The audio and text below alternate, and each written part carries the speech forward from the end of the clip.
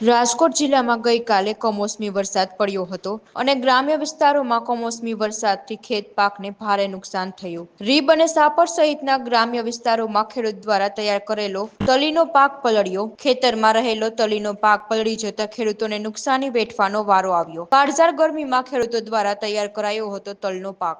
ભગવાનજીભાઈ ગોબરભાઈ ગઢિયા, ગામ સાપર, તાલુકો કોટલા સાંગાણી, જિલ્લો રાજકોટ। અત્યારે આ ઓચિંતાનું માવઠું થયું એટલે નુકસાની તો થાય। તલનો પાક હતો, 4 વીઘા તલી હતી, એમાં બધી વાઢીને ભેગી કરીને પૂરા વારવાના હોય તો આ હુકાવો નાના નાના ઓગલા કરવાના હોય એ ન થઈ ગયા ને આ ઢાંકવાનું થયું તો આ તેલીબિયા વસ્તુ બધી બાટી જાય। 16,000 રૂપિયાનો ખર્ચો કર્યો તો ના 4 વીઘામાં થઈને વાઢી પૂરા વૈરા કાપણી એક મજૂર 600 રૂપિયા મજૂરી લે। હવે આમાં શું આમાં તો બાટી ગઈ છે। 2 દી હજી વરસાદની આગાહી છે તો આમાં આ ભેગું કરીને તો અમને સૂકવવું પડે પણ આ ભેગું ખુલ્લું થાય એમ નથી।